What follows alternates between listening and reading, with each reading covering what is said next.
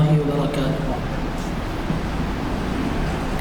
أعوذ بالله من الشيطان الرجيم. بسم الله الرحمن الرحيم. كل من عليها فان ويبقى وجه ربك ذو الجلال والإكرام فبأي آلاء ربكما تكذبان. صدق الله العظيم. ایسا جانتے ہیں کہ اپنے پاس میں 11 جون 2024 کو سلور جوبلی پروگرام ہوا تھا تاریخ اسلام لیکچر کا.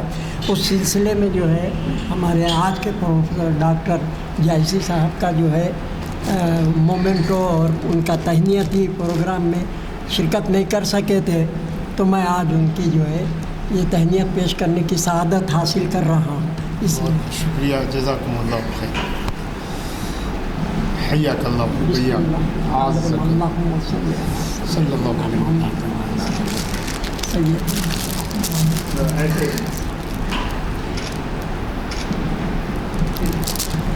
رحمۃ اللہ تعالی وبرکاتہ. بسم اللہ الرحمن الرحیم. وبہ سبحانہ وتعالی وحدہ نستعین. ونصلی ونسلم علی سید الخلق اجمعین سیدنا و مولانا و حبیبنا محمد وعلی آلہ وصحبہ ومن سار علی دربہ ونسج علی منوالہ الی یوم الدین. اما بعد. حضرات گرامی، اس دینی اور علمی مجلس کے تمام شرکاء حضرات، اس مجلس کے منتظمین حضرات، عالیہ مسجد جو حیدرآباد کی ایک تاریخی نہ صرف مسجد ہے بلکہ ایک تحریک اور علم کا ایک مرکز بھی ہے، اس کے تمام وابستگان، میرے لیے بڑی سعادت اور افتخار کی بات ہے کہ میں اس تاریخی علمی مجلس کا حصہ بن رہا ہوں. مجھے یاد ہے کہ میں 2010 سے اور 2018 تک میں بڑی پابندی سے یہاں آتا تھا، لیکن اس کے بعد کچھ ذمہ داریاں بڑھ گئی اور راستے تو دور نہیں ہوئے مگر ٹریفک اتنا بڑھ گئی کہ راستوں کا بودھ لگ رہا ہے کہ بہت زیادہ ہو گیا ہے. تو میں بے حد شکر گزار ہوں انتظامیہ کا، جنہوں نے مجھے مدعو کیا اور یہ موقع دیا کہ اس تاریخی ممبر سے میں اپنی بات کہوں. آپ سب جانتے ہیں کہ استشراق، اورینٹلزم، یہ دنیا کی انسانی تاریخ میں ایک بے حد مضبوط علمی تحریک کا نام ہے. اس کے مثبت اور منفی پہلوؤں سے قطع نظر اس بات سے کوئی انکار نہیں کر سکتا کہ جو دنیا میں علمی تحریکات قائم ہوئیں ان تحریکات میں استشراق کی تحریک، اورینٹلزم مومنٹ، یہ ایک بے حد اہم اور قابل توجہ تحریک رہی ہے. میں نے خود اورینٹلزم پر بہت سارے یہاں خطبات پیش کیے. اورینٹلزم کی تعریف، ڈیفینیشن، اس کی تاریخ، اورینٹلزم کیا ہے، کیسے وجود میں آیا، اورینٹلزم کے مقاصد کیا ہیں، اورینٹلزم کے جو مدارس ہیں الگ الگ. چونکہ یہ اورینٹلزم جو ہے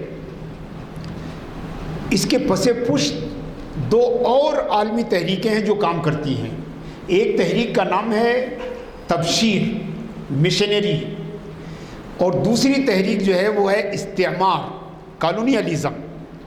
تو اورینٹلزم، کالونیلزم اور مشنری، یہ تین تحریکیں ہیں جو باہم الگ الگ بھی ہیں مگر اپنے مقاصد اور اہداف کے اعتبار سے ان میں کافی چیزیں قدر مشترک ہیں. یہ ہر تینوں یہ تحریکیں ایک دوسرے کی مدد کرتی ہیں. پہلے اورینٹلزم پہنچتا ہے اس ملک کی حقیقت اور ماہیت کو، وہاں کی تہذیب و ثقافت کو، وہاں کی علماء اور فضلاء وہاں کی دین اور مذہب کا وہ مطالعہ کرتے ہیں، اور اس کے بعد استعمار آتا ہے، یعنی کالونیل فورسز آتی ہیں، اور وہ کالونیل فورسز جو ہے اس علاقے پر قبضہ کرتی ہیں، اور اس قبضہ کرنے میں جو اورینٹلسٹ اسٹڈی ہے اس کا استعمال کرتے ہیں. جو اورینٹل مطالعات ہیں، جو استشراقی مطالعات ہیں، ان مطالعات کا استعمال کرتے ہیں. سب سے پہلے ایک مستشرق مصر میں آیا 1750 کے قریب، اور اس نے مصر کے حالات پر ایک سفر نامہ لکھا، اور 50 سال کے اندر اندر نیپولین کی فوجیں جو ہے وہ مصر میں داخل ہو گئیں، اور 1798 میں انہوں نے مصر پر قبضہ کر لیا. اور نیپولین نے اپنے مصر کے حملے اور مصر کی فتوحات میں اس سفر نامے کا بھرپور استعمال کیا. اور اسی طرح ہندوستان میں بھی جو فورٹ ولیم کالج تھا، دلی کالج تھا، مدراس ریزیڈنسی تھی، بامبے کے یونیورسٹیاں تھیں، بنیادی طور پر یہاں پر استشراقی مطالعوں کے یہ مراکز تھے. ڈیوائڈ اینڈ رول کی پالیسی انگریزوں کو جن لوگوں نے دیا وہ سب مستشرقین ہی تھے. مستشرقین تھے جنہوں نے یہاں کے مذاہب کا، یہاں کی تہذیبوں کا مطالعہ کیا، اور اس نتیجے پر پہنچے کہ اگر یہاں کے اقوام کو، یہاں کے شعوب کو، یہاں کے مختلف نیشنز کو اگر آپس میں ٹکرایا جائے تو یہ ان کا ٹکراؤ جو ہے وہ برطانوی نظام کے دیر پا ہندوستان میں رہنے کا سبب بن سکتا ہے. یہ ساری گفتگو میں نے اپنے پچھلے لیکچرز میں کی ہیں. آج کے لیکچر کا عنوان یہ ہے کہ استشراق کی علوم اسلامیہ اور شرعیہ میں مستشرقین کا کام کیا ہے. آپ سوچیں گے کہ ان کو کیا دلچسپی ہے اس میں کام کرنے کی، وہ کس لیے فقہ، حدیث، تفسیر، کلام، تصوف، یہ اسلامی علوم میں وہ کیوں کام کرتے ہیں. تو دراصل مقاصد جو ہے وہ مستشرقین کے سب کے ایک نہیں ہیں. کچھ ایسے ہیں جو مغرب کے تسلط کے لیے کام کرتے ہیں، مغرب کی بالادستی کے لیے کام کرتے ہیں، مغرب کے اقتدار کے لیے کام کرتے ہیں. کچھ ایسے ہیں جو عیسائیت کے فروغ کے لیے یہ کام کرتے ہیں، عیسائیت اور مشنریز کو مضبوط کرنے کے لیے یہ کام کرتے ہیں. کچھ ایسے ہیں، ان میں سے تھوڑی تعداد ایسی بھی ہے جو محض علمی مقاصد کے پیش نظر یہ کام کرتے ہیں. ایسا نہیں ہے کہ علم کا تقاضا ہے اور دیانتداری کا یہ مطالبہ ہے کہ ہم اس بات کو اعتراف کریں کہ مستشرقین میں تھوڑی تعداد ان کی بھی ہے جو خالص علمی دوافع سے، علمی موٹیو سے، اکیڈمک موٹیو سے انہوں نے اسلامی علوم پر کام کیا ہے. اس کا انکار نہیں کیا جا سکتا، اور ہمارا مطالعہ جو ہے وہ ہمیں اس بات پر پہنچاتا ہے کہ ان کے بہت سارے استعماری مقاصد تھے، مذہبی اور دینی مقاصد تھے، اقتصادی اور تجارتی مقاصد تھے، اور اس کے ساتھ ساتھ کچھ لوگوں کے علمی مقاصد بھی تھے. مگر استشراق پر جو غالب رنگ ہے، استشراق کا جو عام چہرہ ہے، وہ وہی ہے کہ مشرق پر مغرب کے تسلط کے لیے، مغرب کی حکومتوں کا تسلط. مغرب آپ دیکھیں اگر تو برٹش حکومت میں یہاں 1758 سے لے کر اور 1947 تک اگر آپ دیکھیں تو جتنے بڑے بڑے ان کے آفیسر تھے، جتنے بڑے بڑے ان کے پالیسی ساز افراد تھے، وہ سب کسی نہ کسی حیثیت سے اورینٹلزم سے ان کا تعلق ضرور تھا. اورینٹلزم سے ان کا تعلق تھا، جو یہاں پہ بڑے بڑے جنرل تھے، کرنل تھے، فوج میں کام کرتے تھے، یا یہاں کی مالیات میں کام کرتے تھے، یہاں ایگریکلچر ڈپارٹمنٹ میں کام کرتے تھے. ان میں سے بڑی تعداد ایسی تھی. میں آپ کو 2 دن پہلے کا تجربہ بتاؤں. ہمارے یہاں 5 نومبر کو ایک سیمینار ہونے جا رہا ہے، الرحلۃ العربیہ الی الہند، عرب ٹراویلاگ ٹوارڈ انڈیا، یعنی عرب سفر نامے، ہندوستان کے عرب سفر نامے. تو میں نے سوچا کہ ہندوستان کا سب سے پہلا سفر نامہ جو ہے وہ میگستھنیز کا ہے، جو یونانی سفیر تھا، ہندوستان آیا تھا، آپ لوگ جانتے ہوں گے اس میگستھنیز جو، تو اس نے ایک کتاب لکھی تھی انڈیکا. تو میں انڈیکا کی تلاش میں جو ہے میں نیٹ پہ تھا کہ بھئی کتاب دیکھوں کہ یہ پہلا سفر نامہ اس میں کیا لکھا گیا ہے. تو پتہ چلا کہ ایک مستشرق نے پٹنہ میں بیٹھ کر اس کتاب کو ایڈٹ کیا. کتاب پٹنہ میں بیٹھ کے ایڈٹ کی گئی. کتاب پرانی ہے، یونانی میں تھی، گریک میں تھی، اس کا انگریزی میں ترجمہ کیا، اس پر حواشی لگائے، اس کی شرح کی، اور اس کو اب مجھے پتہ چلا کہ آخر ایسا کیوں ہے. آپ نے بھی پڑھا ہوگا، اسکولوں میں پڑھا ہوگا، جب ہم اسکول میں جاتے ہیں تو ہندوستان کی تاریخ ہندوستان پر سکندر کے حملوں سے شروع ہوتی ہے. کیا اس سے پہلے ہندوستان نہیں تھا؟ کیا اس سے پہلے ہندوستان میں لوگ نہیں رہتے تھے کیا؟ تو ہندوستان کی تاریخ کو وہ ہندوستان پر سکندر کے حملوں سے شروع کرتے ہیں، چونکہ سکندر جو ہے وہ یونان کا تھا اور یونان جو ہے وہ یورپ کا حصہ ہے، لہٰذا سکندر کی عظمتوں کے جو ہے اس میں پرچم لہرائے جاتے ہیں. سکندر کی جو ہے وہ فوجی قدرت اور اس کی عسکری قوت کے بارے میں بے حد مبالغے کے ساتھ جو ہے ہم کو پڑھایا جاتا ہے. دراصل یہ سارا کارنامہ انگریزوں نے انجام دیا ہے. اورینٹل اسٹڈیز نے یہ ساری چیزیں تیار کی ہیں کہ انہوں نے ہی ہندوستان کی پہلے تاریخ لکھی.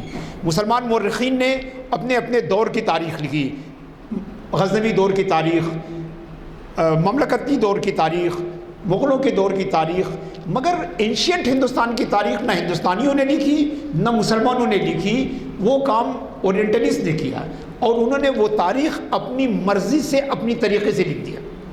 آپ دیکھیں ہندوستان کی تاریخ سکندر کے حملے سے شروع ہوتی ہے. سکندر کے حملے میں سکندر کدھر سے آیا، کن شہروں سے گزرا، کن وادیوں سے گزرا، کن پہاڑوں پر اس نے اپنے قدم رنجا کیا، کہاں کس سے ملا، ایک ایک تفصیل آپ کو انڈین ہسٹری میں جو اینشینٹ ہسٹری ہے اس میں ملتی ہے. یہ ہندو تو تاریخ لکھنا جانتے ہی نہیں تھے. ہندوستان کی کوئی تاریخ جو ہے یا تو مسلمانوں نے لکھی ہے یا انگریزوں نے لکھی ہے. یہ ابھی بعد میں پچھلے 100 سال میں ہمارے غیر مسلم بھائیوں نے تاریخ لکھنا شروع کیا. تو مسلمانوں نے جو قدیم ہندوستان تھا اس کی تاریخ کی طرف توجہ نہیں کی، وہ ساری تاریخ انگریزوں نے تیار کی اور انہوں نے ہندوستان کا جو ہے یعنی اس کو ایک طرح سے ہم کہیں کہ اس کو ایک یورپین تاریخ کا حصہ بنانے کے لیے سکندر سے ہی اپنی بات شروع کی. سکندر اور پورس کی لڑائی، سکندر کی جو ہے علمی عظمت، اسی میں ہم ارسطوٹل کو بھی پڑھتے ہیں جو سکندر کے ساتھ علمی وزیر کے طور پر آیا تھا. اور انہی کے ساتھ جب یہ سکندر لوٹ گیا تو سکندر کے ایک جرنل نے جو ہے اپنا ڈپلومیٹ بھیجا تھا، اس کا نام تھا میگستھنیز. اسی میگستھنیز نے ہندوستان کا اپنا سفر نامہ لکھا، ہندوستان کی تہذیب کے بارے میں، لوگوں کے بارے میں، اعتقاد کے بارے میں، عادات کے بارے میں، زبانوں کے بارے میں، فلسفے کے بارے میں. میگستھنیز نے اپنی کتاب، اور اس کتاب کا نام رکھا انڈیکا. لفظ انڈیا جو ہے وہ اس سے پہلے اور کہیں تاریخ میں ہم کو نہیں ملتا، پہلی مرتبہ میگستھنیز کی کتاب انڈیکا میں ہی ملتا ہے. تو اور وہ انڈیکا، اس کا پروپیگنڈا کس نے کیا؟ وہ اورینٹلسٹ نے کیا. اس کو بتایا کہ اگر انڈیکا نہ ہوتی تو ہم قدیم ہندوستان کے بارے میں کچھ نہیں جانتے. تو یہ گویا یہ یورپ کا ایک احسان ہے کہ انہوں نے انڈیکا لکھ کے قدیم ہندوستان کی تاریخ کو محفوظ کر لیا. تو اس طرح ہم دیکھتے ہیں فورٹ ولیم کالج میں بیٹھ کر آپ جو ہے وہاں پر مسلمانوں کی اسٹڈی کی گئی. آپ کو پتہ نہیں ہوگا کہ اسلامی علوم کی زیادہ تر کتابیں جو ہے وہ مستشرقین نے ہی ایڈٹ کر کے چھاپی ہیں. مستشرقین نے ہی اس کو ایڈٹ کر کے چھاپی ہیں. مولانا آزاد نیشنل اردو یونیورسٹی میں ایک سافٹ ویئر ہے لائبریری کے پاس جس کا نام ہے ارلی عربک پبلشڈ بکس ان برٹش لائبریری. تو برطانیہ کی لائبریری میں جو کتابیں چھاپی گئی 17ویں صدی میں، 18ویں صدی میں اور 19ویں صدی میں، وہ ساری کتابیں برطانیہ کی جو لائبریری میں، ان میں سے جتنی کتابیں برطانیہ کی لائبریری میں ہیں، کسی کمپنی نے اس کو اسکین کر کے اور اس کو ایک سافٹ ویئر تیار کیا کہ آپ اس سافٹ ویئر کے ذریعے ان تمام کتابوں کو پڑھ سکتے ہیں، ان کتابوں کو ڈھونڈ سکتے ہیں. اگر آپ ان کتابوں کو آپ نکالیے تو آپ کو یہ پتہ چلے گا کہ زیادہ تر اسلامی علوم کی قدیم کتابیں ہندوستان سے شائع ہوئی، اور وہ سب ان میں سے بہت بڑا حصہ مستشرقین کی تحقیق اور ایڈیٹنگ کے ساتھ شائع ہوئی، چونکہ وہ قدیم، آپ کو بتائیں، آپ کو بیضاوی کا نسخہ جو ہے آپ کو 200 سال پہلے کا، 150 سال پہلے کی، بخاری انگریزی میں اس کا ٹرانسلیشن، اسی طرح یعنی دائرۃ المعارف عثمانیہ کے وجود میں آنے سے پہلے اسلامیات کی جتنی کتابیں چھپی ہیں وہ سب دلی کالج نے شائع کیا، فورٹ ولیم کالج نے شائع کیا، پٹنہ اورینٹل کالج نے شائع کیا، اور اس طرح کی انہوں نے شائع کیا۔ اب آپ دیکھیں کہ انہوں نے کس قسم کی کتابیں شائع کی۔ انہوں نے اسلامی کتابوں میں بڑی اسپیشل قسم کی کتابیں، سب سے پہلے تو جو فقہ پہ انہوں نے کام کیا، تو فقہ میں انہوں نے یہ پروف کرنے کی کوشش کی کہ اسلامی فقہ رومن فقہ سے ماخوذ ہے، رومن فقہ سے ماخوذ ہے، یعنی مسلمانوں کے پاس کوئی شریعت نہیں تھی، مسلمانوں نے حدیث اور قرآن میں کچھ مسائل موجود تھے ان کو لیا، اور اس کے بعد رومن جو لا تھا، رومن قانون جو تھا، اس رومن قانون کو سامنے رکھ کے انہوں نے ایک پوری شریعت جو ہے وضع کر لی۔ حدیث کا مطالعہ کرتے ہیں تو پڑھنے والے کو یہ تاثر دیتے ہیں کہ حدیث کی سند اللہ کے رسول صلی اللہ علیہ وسلم تک متصل نہیں ہے، بلکہ دوسری صدی عیسوی میں اور تیسری صدی ہجری میں، عیسوی نہیں، دوسری اور تیسری صدی ہجری میں الگ الگ اسلامی فرقوں نے اپنے اپنے عقائد کے مطابق حدیثوں کی وضع کی اور اسے اللہ کے رسول کے نام پر کر دیا۔ قرآن کے اگر اسٹڈی کیجئے جو انہوں نے کیا ہے کہ اللہ کے رسول صلی اللہ علیہ وسلم نے بحیرہ راہب سے سن کر اور دوسرے جو ہے عیسائیوں سے اور یہودیوں سے وحی کے بارے میں سن کر، اور تورات اور انجیل میں انبیاء کرام کے جو قصے آئے ہوئے ہیں ان کو سن کر انہوں نے قرآن کو لکھ لیا۔ یعنی آج سے 150 سال پہلے تک قرآن کا جب ٹرانسلیشن یورپ میں چھپتا تھا تو اس میں لکھا جاتا تھا ریٹن بائی محمد صلی اللہ علیہ وسلم، یعنی باقاعدہ وہ لکھتے تھے، مگر اب یہ سلسلہ موقوف ہو گیا ہے، اب وہ نہیں لکھتے ہیں، مگر وہ اس کو ڈیوائن آج بھی نہیں مانتے ہیں، اس کو موحا الی رسول اللہ صلی اللہ علیہ وسلم آج بھی نہیں مانتے ہیں۔ تو دراصل بنیادی طور پر یہ بے حد ضرورت ہے کہ اسلام میں جو تفرقہ ہے، اسلام میں جو بہت سارے فرقے بنے، ان کو ہوا دینے میں اورینٹلزم نے اور اورینٹلزم کے پیروکار نام نہاد مسلمانوں نے بڑا حصہ لیا ہے، اور یہ ہماری ایک ملی ذمہ داری ہے، دینی ذمہ داری ہے کہ جو استشراق کے اثرات ہیں ہم ان کی نشاندہی کریں اور اپنی قوم کو اور آنے والی نسلوں کو اس سے آگاہ کریں۔ آپ دیکھیں وہ تصوف پر جب بات کرتے ہیں تو وہ تصوف پر غزالی کی اتنی بات نہیں کرتے جتنا حلاج کی بات کرتے ہیں۔ آپ سمجھئے، وہ منصور حلاج کی بات زیادہ کرتے ہیں اور غزالی کی باتیں کم کرتے ہیں، وہ جنید بغدادی کی بات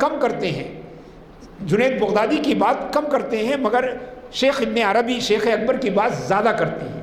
تو دراصل ان کا اپنا ایک ایجنڈا ہے جو اسلام کے ذریعے وہ مسلمانوں میں نافذ کرنا چاہتے ہیں، اور یہ ہمارے تعلیم یافتہ مسلمانوں کے لیے بے حد ضروری ہے۔ اور میں آپ کو بتاؤں کہ میں نے جو ابتدائی یہاں لیکچرز دیے تھے استشراق کے انٹروڈکشن میں، استشراق کی تاریخ میں، استشراق کی قسموں میں، ان کے وہ میں نے کتابی شکل میں 2018 میں شائع بھی کر دیا ہے، تو انشاءاللہ تعالیٰ وہ آپ تک بھی میں پہنچانے کی کوشش کروں گا۔ تو بجائے اس کے کہ میں زبانی گفتگو کروں، میں چاہتا ہوں کہ کچھ ڈاٹا بھی آپ تک پہنچانے کا کام کروں۔ ہم استشراق نے جو اسلامی علوم پہ کام کیا ہے ان میں ہم سب سے پہلے ہم قرآن کریم پر انہوں نے کیسے کام کیے، انہوں نے قرآن کریم کے سلسلے میں کیا کیا کام کیے ہیں ہم یہ جاننا چاہتے ہیں۔ سب سے پہلے تو ان کے کام کا جو پہلا حصہ ہے وہ ہے ترجمہ قرآن، مختلف زبانوں میں، ڈچ میں، انگلش میں، فرینچ میں، جرمن میں، اسپینش میں، ہتالوی میں، یورپ کی کوئی ایسی زبان نہیں ہے جس میں قرآن پاک کے کئی درجن ٹرانسلیشن موجود نہ ہو۔ تو انہوں نے پہلا کام، بعض اس میں ناقص ہیں، بعض کامل ہیں، کچھ سورتوں کے ترجمے ہیں، کچھ پورے مصحف کے ترجمے ہیں۔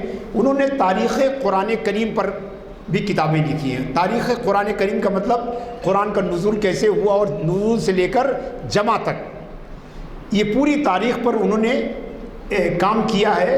اسباب نزول پر کتابیں لکھی ہیں، قرآن کی کتابت پر انہوں نے ورک کیا ہے، قرآن کی تدوین پر انہوں نے کام کیا ہے، اور اس کی صورتوں میں جو تقسیم کی گئی ہے اس پر کام کیا ہے۔ اور ان تمام موضوعات پر 2-4 نہیں، ہزاروں کتابیں ہیں۔ اس کے بعد علوم قرآن پر بھی انہوں نے کام کیا ہے، علوم قرآن پر بھی انہوں نے کام کیا ہے، اور قرآن اور علوم قرآن سے متعلق ان کی اپنی اسٹڈیز ہیں، پیپرز ہیں، لیکچرز ہیں، محاضرات ہیں۔ یہ بھی ایک نوعیت ہے، اور علوم قرآن کی کتابوں کو ایڈٹ کیا ہے، اس کو تحقیق کے ساتھ شائع کیا ہے۔ آپ میں سے اگر ہم علوم قرآن کی بات کریں تو سب سے پہلا نام جو ہے جلال الدین سیوطی کی کتاب الاتقان فی علوم القرآن کا نام آتا ہے۔ اتقان فی علوم القرآن کو سب سے پہلے مسلمانوں نے ایڈٹ کر کے شائع نہیں کیا، مستشرقین نے ایڈٹ کر کے شائع کیا۔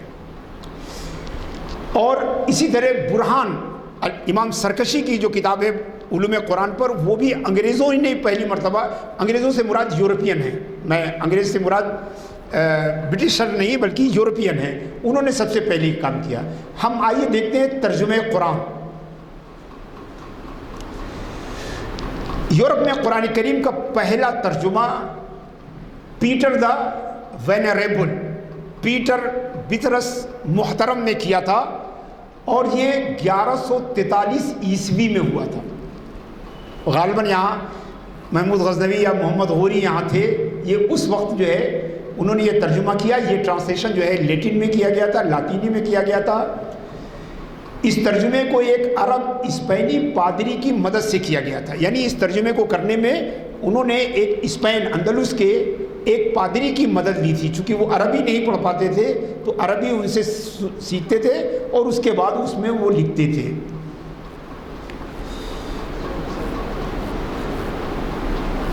اور آپ کو یہ بتا دیں کہ قرآن پاک کا پہلا مطبوعہ نسخہ جو ہے وہ اٹلی میں کیا گیا ہے 1530 میں۔ 1530 میں ایک پادری ہی نے پہلی مرتبہ قرآن کو پرنٹ کیا ہے، یہ اٹلی میں۔ ان کا نام تھا سولامن شویگر، جنہوں نے قرآن کریم کا ترجمہ کیا اور جرمنی زبان میں ترجمہ کیا۔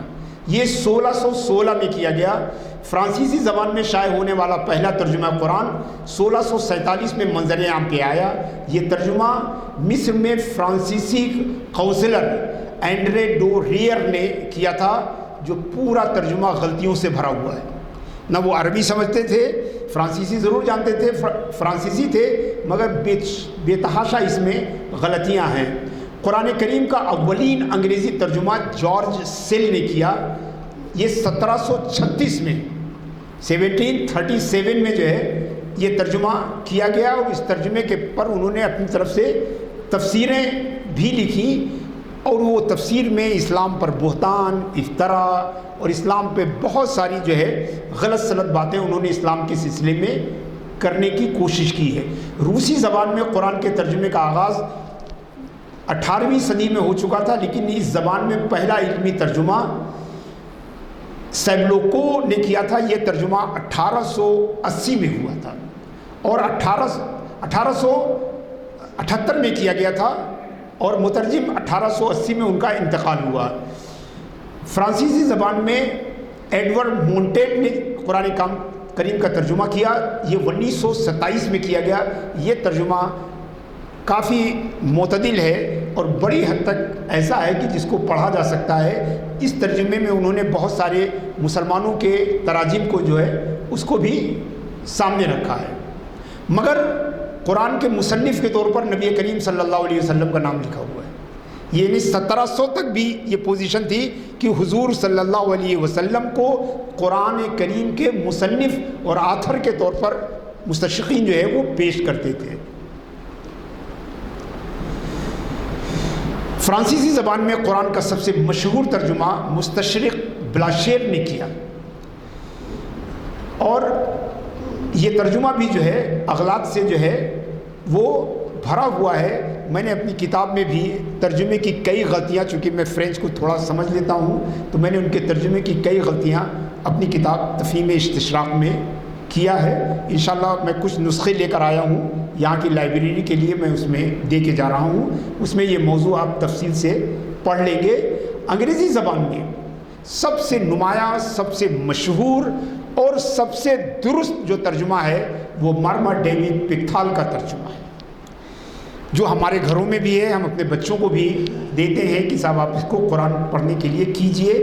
اور پکتھال خود بھی اسلام لے آئے تھے، اگرچہ کہیں کہیں اس میں عربی نہ جاننے کی وجہ سے کچھ غلطیاں ہیں، مگر ایسی نہیں ہے کہ جو عام لوگوں کو کوئی زحمت پڑے، اور قرآن سمجھنے کے لیے انگریزی کے اس ترجمے کا استعمال کیا جا سکتا ہے۔ کئی سارے عرب اور اسلامی ملکوں نے اس ترجمے کو اپنے یہاں شائع بھی کیا ہے، اور وہاں کے علماء نے اس کی اشاعت کی اجازت دی ہے۔ انگریزی زبان میں ایک اور اہم ترجمہ پروفیسر آربری کا ترجمہ ہے، جو 1970 میں، ابھی 50 سال پہلے جن کا انتقال ہوا ہے۔ وہ آربری جو ہے وہ اسلامی تصوف کے بڑے جانکار تھے یورپ میں، اور عربی زبان بھی اچھی جانتے تھے، لہٰذا انہوں نے کسی مترجم یا ترجمان کی مدد سے نہیں، بلکہ انہوں نے براہ راست قرآن کا جو ہے انگریزی میں ترجمہ کیا، اور بہت ساری کتابیں ہیں، ترجمے ہیں جن کو میں چھوڑ رہا ہوں۔ مستشرقین نے تاریخ قرآن یعنی قرآن کی جمع اور تدوین پر بھی بہت سارے کام کیے ہیں، جس میں کئی گسٹاویل ہیں، اور اس کے علاوہ مستشرق پوتیر ہیں، اس کے علاوہ اور بھی بہت سارے مستشرقین ہیں جنہوں نے تاریخ قرآن پر کام کیا ہے، مگر اس ضمن میں سب سے اہم کام نولڈکے کا ہے۔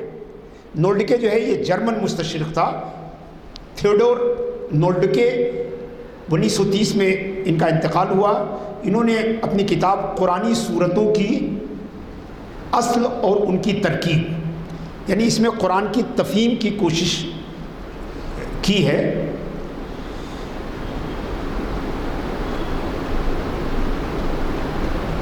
اور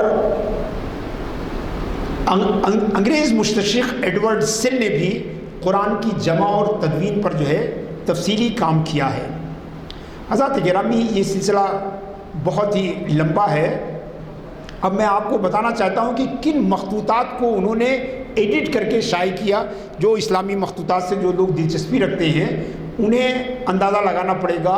کتاب التیسیر فی قراءۃ السبع لابی عمرو عثمان بن سعید، یہ تابعی تھے، ان کی کتاب کو مستشرقین نے ایڈٹ کر کے پہلی بار شائع کیا۔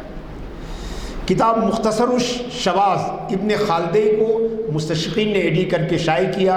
ابن جنی 4 صدی ہجری کے تھے، 4 صدی ہجری کے تھے، یعنی گویا کہ یہ جو سیاہ ستہ کے جو مصنفین میں آخری جو لوگ تھے ان کے ساتھ کے تھے۔ ان کی کتاب ابن جنی کی کتاب المحتسب ہے، یہ جو ہے اس کو ایڈٹ کر کے انہوں نے شائع کیا۔ یہ علوم قرآن میں کتاب ہے۔ کتاب معانی القرآن للفرا، سب سے مشہور جو ہے نظم قرآن پر جو کتاب ہے مسلمانوں کی، وہ معانی قرآن ہے فرا کی، مستشرقین نے اس کو شائع کیا۔ کتاب الایضاح فی الوقف والابتداء ابی بکر انباری کی، بڑے علوم قرآن کے بڑے مسلم عالم تھے، ان کی کتاب کو انہوں نے شائع کیا۔ اور اس عبید قاسم سلام کی کتاب فضائل قرآن کو بھی انہوں نے ایڈٹ کیا۔ جلال الدین سیوطی کی اتقان فی علوم قرآن کی تحقیق اور ارشاد کا کام آسٹریلیائی مستشرق اسپرنجر نے کیا، اور اسپرنجر جو ہے یہاں دلی کالج میں بہت دنوں تک انہوں نے دلی کالج میں اسکول کی کتابیں تیار کرنے کے لیے یہاں کام کیا، جو آج ذاکر حسین کالج کے نام سے جانا جاتا ہے۔ پہلے یہ دلی کالج تھا، اور نظام کے آباء و اجداد ہی نے اس کو دلی میں اس کی بنا ڈالی تھی۔ نظام کے دادا یا جو پہلے نظام تھے ان کے دادا یا پردادا نے اس کالج کی بنیاد ڈالی تھی۔ اس کے بعد ولیم میور ہیں، آرتھر جیفری ہیں، کشاف زمخشری کی کتاب ہے۔ جو بھی اسلامی علوم سے دلچسپی رکھتے ہیں انہوں نے اس کتاب کا نام کبھی نہ کبھی ضرور سنا ہوگا۔ یعنی قرآنی بلاغت پر مسلمانوں نے جو چند عمدہ کتابیں لکھی ان میں سے ایک کشاف بھی ہے زمخشری کی، اس کو بھی مستشرقین نے پہلی مرتبہ ایڈٹ کر کے جو ہے اس کو شائع کیا۔ یہ سلسلہ بھی بہت طویل ہے، میں آگے نکلتا ہوں۔ دیکھیے اس میں کچھ کتابیں ہیں جن کا میں اردو نام دے رہا ہوں، صرف اردو نام دے رہا ہوں۔ نبی اسلام اور قرآن کے حوالے سے ڈچ مستشرق وید کی کتاب ہے، یہ 1845 میں شائع ہوئی۔ قرآن میں آخرت پر استدلال کے موضوع پر ڈنمارکی مستشرق پیٹرسن نے مقالہ لکھا۔ حضرت عیسیٰ قرآن کریم میں کے عنوان سے ایڈولف گراہم نے ایک کتاب شائع کی۔ قرآن میں یہودیت اور نصرانیت کے عنوان سے جرمن مستشرق بیمسٹارک نے کام کیا۔ قرآن کی معتزلین کی شرح آپ دیکھیں، جو میں آپ کو بتاتا ہوں کہ یہ لوگ ایسا کام لے کر آتے ہیں۔ مستشرق معتزلہ ایک فرقہ تھا، اب جس کا وجود نہیں ہے۔ اب اگر آپ لیکن معتزلہ کی جتنی کتابیں تھیں، معتزلہ کے جو اعتقادات تھے، معتزلہ کے جو افکار تھے، ان پر ایک دو نہیں 50 مستشرقین نے کام کیا۔ وہ فرقہ ختم ہو گیا، مگر ان کے افکار کو مستشرقین نے زندہ کرنے کی کوشش کی۔ تو دراصل یہ ان کا ایک طریقہ کار ہے، باطنیہ فرقہ ہے، آپ جانتے ہیں، ان پر کام کیا ہے۔ اہل الصفا جو تھے، یہ سب جو ہے ڈسٹریکٹیو جو گروپ تھے مسلمانوں میں، ان سب کو ہائی لائٹ کرنے میں مستشرقین نے نمایاں کردار ادا کیا۔ یہ وہ حشیشین جو تھے، حشیشین آپ جانتے ہیں کہ جنہوں نے اسلام میں بے تحاشا قتل و غارت گری کی، ان پر بھی انہوں نے کام کیا۔ تصوف میں ان افراد پر انہوں نے کام کیا جن کو ہم کہتے ہیں کہ بھائی آپ کو تصوف لینا ہے تو آپ امام جنید سے لیجئے، آپ امام غزالی سے لیجئے، آپ جو ہے حلاج سے مت لیجئے، اور آپ صاحب تواسین سے مت لیجئے، مگر ان کا سارا زور انہی لوگوں پہ تھا۔ یعنی اگر وہ فقہ پر لکھتے ہیں تو فقہائے حیل پر لکھتے ہیں۔ فقہائے حیل سمجھتے ہیں، یہ ٹرمنالوجی ہے، ایسے فقہا جو بادشاہوں کے لیے شریعت میں ہیلے نکالتے ہیں، بہانے بنا کے دیتے تھے کہ ارے صاحب آپ یہ کام ایسے جائز نہیں ہے تو آپ ایسے کیجئے تو یہ جائز ہو جائے گا۔ اس کو ہم لوگ بھی اردو میں ہیلا کہتے ہیں، ہیلا بہانہ۔ تو وہ فقہائے حیل کے نام سے ہمارے ہاں جانے جاتے ہیں، جنہوں نے بادشاہوں کے لیے، عمرا کے لیے، پیسے والوں کے لیے شریعت میں رخنے پیدا کیے، اس میں راستے بنانے کی کوشش کی، اور مستشرقین نے فقہا میں انہی پر سب سے زیادہ کام کیا۔ محدثین میں ان پر کام کیا جو حدیث وضع کرتے تھے، جو حدیث وضع کرتے تھے۔ علم کلام میں ان پر کام کیا، وہ فرقے جیسے باطنی فرقہ ہے، کرامتی فرقہ ہے، آپ نے نام سنا ہوگا کرامتیوں کا، جنہوں نے وہ حشیش کو ڈھونڈ کے نکالا، حشیش کی ایجاد کی، اور ایک جنت بنا رکھی تھی، جنت بنا رکھی تھی، اور حشیش پلا کے لوگوں کو اس جنت میں ڈالتے تھے، اور جب ہوش آتا تھا تو ان کو باہر نکالتے تھے اور کہتے تھے فلاں مسلم وزیر کو مار کے آؤ تو ہمیشہ کے لیے اس جنت میں بھیج دیے جاؤ گے۔ ان پر مستشرقین نے کام کیا۔ علوم حدیث میں بھی انہوں نے کام کیا، اور جیسا کہ میں نے بتایا حدیث وضع کرنے والوں پر زیادہ کام کیا، یا جو ہم اہل سنت اور سواد اعظم کے نزدیک جو محدثین مشکوک فی ہیں، ان پر زیادہ کام کرنے کی کوشش کی۔ سمجھے، ان کا خیال یہ تھا کہ جب یہ حدیثیں جو ہے مسلمانوں میں جو سیاسی چپخلش تھی، اس کے نتیجے میں یہ حدیثیں بنائی گئی، یعنی جھوٹ۔ اور کہنے لگے کہ چونکہ بنو امیہ کے لوگ نہیں چاہتے تھے کہ دمشق کے مسلمان مکہ اور مدینہ جائیں، چونکہ مکہ اور مدینہ میں حضرت عبداللہ ابن زبیر کا اثر تھا، بڑے صحابہ وہاں حیات تھے، تو ان بڑے صحابہ کا بڑا اثر تھا، تو دمشق اور شام کے لوگوں کو مکہ مدینہ جانے سے روکنے کے لیے امام زہری رحمۃ اللہ تعالیٰ علیہ نے عبد الملک بن مروان کے لیے یہ حدیث لا تشد الرحال الا الی ثلاثۃ مساجد مسجدی و مسجد الحرام و مسجد الاقصی، یعنی صرف 3 مسجدوں کی جو ہے طرف سفر کرنا چاہیے، جس میں ایک مسجد اقصی بھی ہے۔ تو مستشرقین کا کہنا یہ ہے کہ یہ حدیث امام زہری نے عبد الملک کے لیے بنائی تاکہ اس حدیث کے ذریعے شام کے لوگوں کو مکہ اور مدینہ جانے سے روکا جا سکے، جہاں حسین ابن علی عبداللہ ابن عمر اور عبداللہ ابن زبیر کے اثرات زیادہ تھے تاکہ وہاں کے لوگ نہ جائیں، جبکہ یہ جھوٹی بات ہے، یہ بے اصل بات ہے، چونکہ صرف امام زہری نے اس حدیث کو روایت نہیں کیا، 40 دوسرے صحابہ نے روایت کیا ہے۔ تو سوال یہ کہ دوسرے صحابہ کی روایت کو آپ کیا کریں گے؟ جو لوگ مدینے میں تھے انہوں نے بھی روایت کیا، جو مکے میں تھے انہوں نے بھی روایت کیا، مگر ان کے پاس کوئی دلیل لائق نہیں ہے، مگر صرف ایک شبہ پیدا کرنے کے لیے، حدیث کی صحت میں شبہ پیدا کرنے کے لیے۔ یاد رکھیے، اسلام دشمن تمام طاقتیں ہر دور میں قرآن میں تو شبہ پیدا نہیں کر سکتے، قرآن کی نقل جو ہے وہ متواتر ہے، لہٰذا وہ حدیث کو ہی نشانہ بناتے ہیں، حدیث کو ہی مشکوک بنانے کی کوشش کرتے ہیں کہ اگر حدیث کو مشکوک بنا دیجئے تو جس کا جو چیز چاہے، قرآن کی جیسی بھی چاہے وہ تفسیر کرے، اپنی اپنی مرضی سے تفسیر کرے۔ ارے اگر حدیث شریف اگر ہمارے پاس نہیں ہے تو عزیزان گرامی، قرآن کی مدد سے تو ہم 2 رکعت نماز نہیں پڑھ سکتے، 2 رکعت نماز نہیں ادا کی جا سکتی۔ آپ بتائیے کہ کہاں قرآن میں ہے کہ رکوع میں سبحان ربی العظیم کہا جائے، اور کہاں قرآن پاک میں ہے کہ 2 سجدے کیے جائیں گے، کہاں قرآن کریم میں ہے کہ اتحیات پڑھا جائے گا اور درود پڑھا جائے گا؟ یہ ساری باتیں ہم کو کس نے بتائی ہیں؟ اللہ کے رسول صلی اللہ علیہ وسلم نے اپنے قول، فعل اور عمل سے بتائی۔ مگر مستشرقین ہی نہیں بلکہ اور بھی بہت سارے جو گمراہ مسلم فرقے، وہ بھی حدیث کی مخالفت اسی لیے کرتے ہیں کہ حدیث پر سے اگر اعتماد اٹھ جائے گا تو ہم جس طرح چاہیں گے قرآن کی تعویل اور تفسیر کر سکیں گے۔ تو عزیزان گرامی، یہ آپ سمجھیے، یہ پھر بھی بڑے حیرت کی بات ہے کہ بخاری کا پہلا محقق نسخہ جو ہے وہ مستشرقین نے تیار کیا، پہلا محقق نسخہ مستشرقین نے تیار کیا، یہ کرہل نے جو ہے کیا، لیڈن سے اس کو شائع کیا۔ مگر ایسا نہیں ہے، ہمارے علماء کرام نے علم حدیث کے قاعدے اور اصول جس طرح بنائے ہیں، مستشرقین خواب میں بھی علم کی اس بلندی تک نہیں پہنچ سکتے، مگر انہوں نے کوشش، دیکھیے ان کے پاس ذریعہ کیا تھا۔ ہمارے علماء اپنے کاموں کی تشہیر نہیں کر پاتے تھے، مگر مستشرقین کیا کرتے تھے؟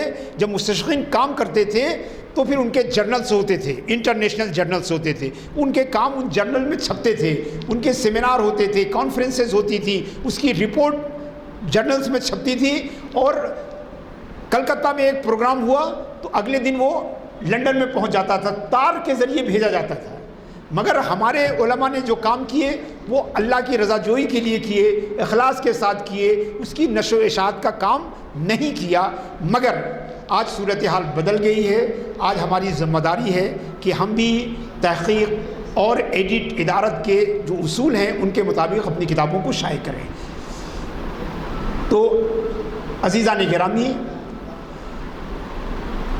سب سے حدیث پر جس مستشرق نے سب سے بڑا کام کیا، جیسے ہم محدثین میں امام بخاری کو مانتے ہیں، ویسے مستشرقین علم حدیث پر کام کرنے والے جس مستشرق کو سب سے بڑا مقام دیتے ہیں اس کا نام ہے اگناس گولڈزہر۔ اگناس گولڈزہر قرار واقعی اس نے علم حدیث نبوی میں تشکیک اور شبہ پیدا کرنے کی بے حد شاطرانہ کوشش کی ہے، بے حد شاطرانہ کوشش کی ہے۔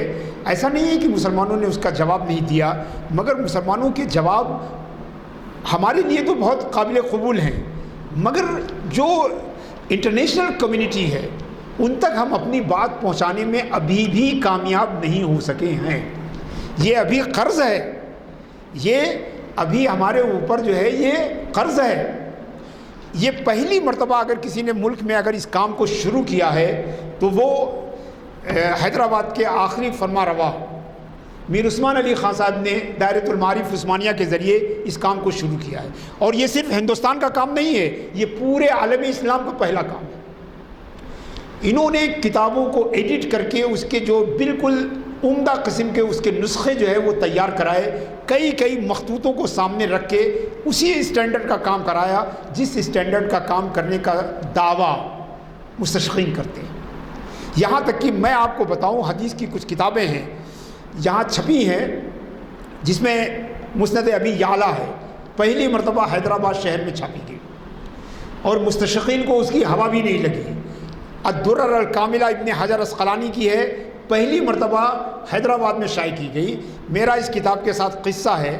جب میں لیبیا میں پی ایچ ڈی کر رہا تھا تو لیبیا میں عرب ملکوں کی طرف سے عرب لیگ کی طرف سے ایک بڑی کتابوں کی نمائش کا اہتمام کیا گیا. تو میں بھی گیا کتابیں خریدنے کے لیے، طالب علم تھا.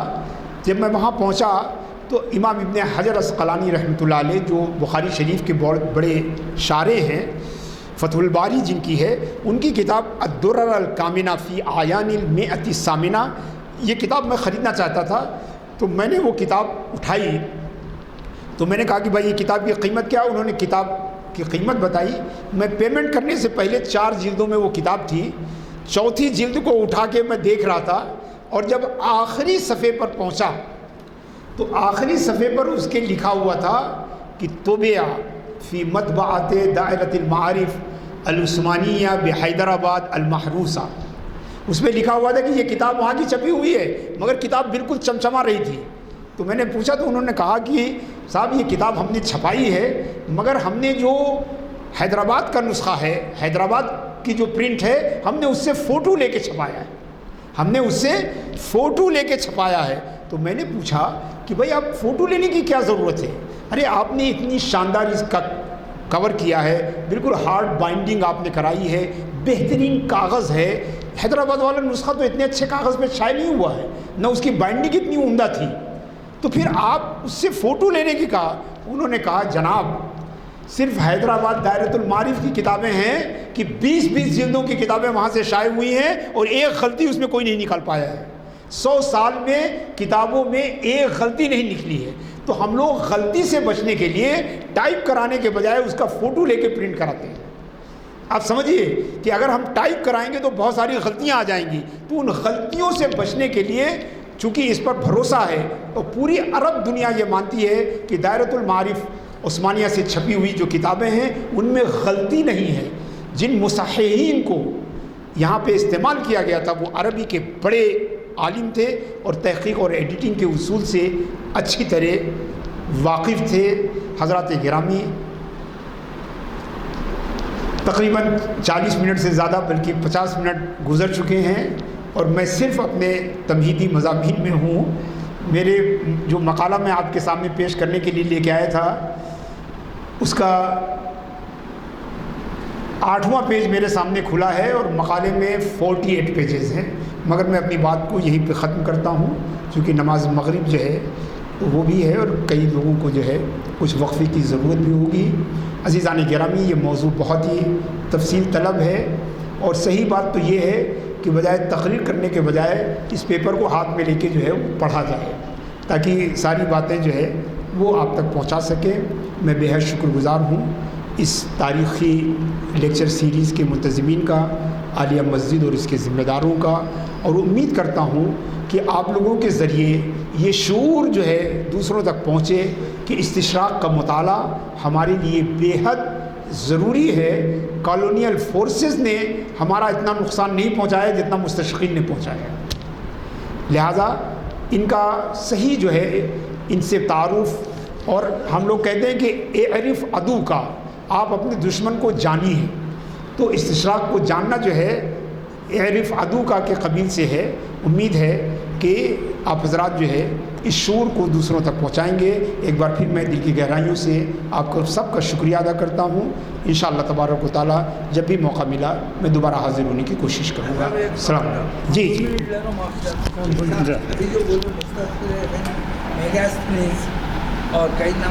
ہم لوگ عام مسلمان جو سوچتا ہے، جو ہمارا انٹیلیجنشیا ہے، جو بڑے وکلاء ہیں، مسلم ججز ہیں، مسلم وکلاء ہیں، بڑے ڈاکٹرز ہیں، وہ عام ماس جو مسلم کا جو سوچتا ہے اس کے خلاف کیوں سوچتے ہیں، الگ کیوں سوچتے ہیں؟ اس کی وجہ یہ ہے کہ انہوں نے اسلام کو انگریزی میں اورینٹلسٹ کی کتابوں سے پڑھا ہے، انہوں نے اورینٹلسٹ کی کتابوں سے. لہٰذا ہماری ضرورت ہے کہ ہم ان کا جواب اسی اسلوب میں، اسی لہجے میں، اسی اسٹینڈرڈ کے ساتھ، اسی زبان میں دیں، تاکہ ہم اپنے پڑھے لکھے مسلمانوں کو ان کی غلط فہمیوں کو دور کر سکیں.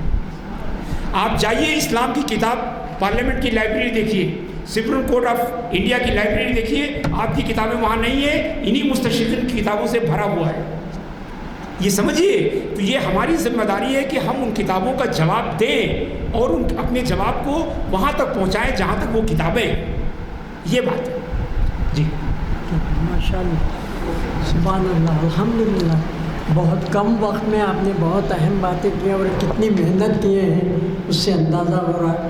اور جو ہے مدرس ہیں، پروفیسر ہیں، الحمدللہ بہت اچھے طریقے سے جو ہے بیان کیے ہیں۔ بقول آپ کے کافی تھا، اور ہم کو خواہش ہو رہی ہے کہ ضرور آپ سے عنقریب ٹائم لیا جائے گا۔ اگر واقعی آپ دوبارہ آئیں گے تو ہم لوگوں کی جو تشنگی باقی ہے وہ تشنگی دور ہوئے گی انشاءاللہ۔ ہم آپ کو ضرور بلائیں گے۔ ہماری دعا ہے اللہ آپ کی عمر دراز کرے، آپ کے علم میں برکت عطا فرمائے، آپ کو ہم کو بار بار آپ سے سننے کا موقع عطا فرمائے۔ ہم تمام کا کام ہے کہ جو سنتے ہیں اس کو ذہن نشین رکھنے کی کوشش کریں، ہو تو اپنے دوست احباب میں، بھائی بہنوں میں، گھروں میں جو ہے اس کا تذکرہ کریں۔ کم از کم 1-2-3 پوائنٹس بھی اگر بول دیے تو سمجھ جائیے آپ نے حق ادا کر دیا استاد کا۔ چلیے، اگر اتنا بھی ہو جائے تو اللہ تعالی ہم سب کو ہدایت دے کے ہم بھی جو ہے اس کام سے جڑے ہوئے ہیں اور ایسے اصحاب کا جو ہے لیکچر سننے کے لیے ہمیشہ تیار رہیں۔ بسم اللہ۔ اللهم صل على سيدنا ومولانا محمد وعلى آل سيدنا ومولانا محمد وبارك وسلم۔ اللهم ربنا تقبل منا إنك أنت السميع العليم وتب علينا إنك أنت التواب الرحيم۔ اللهم اجعلنا من الذين يستمعون القول فيتبعون أحسنه ولا تجعلنا من الذين ضل سعيهم في الحياة الدنيا وهم يحسبون أنهم يحسنون صنعا۔ وصلى الله تعالى على خير خلقه محمد وآله وصحبه أجمعين برحمتك يا أرحم الراحمين۔ آپ جیسا فرمائے کہ تمہید میں کہ تاریخ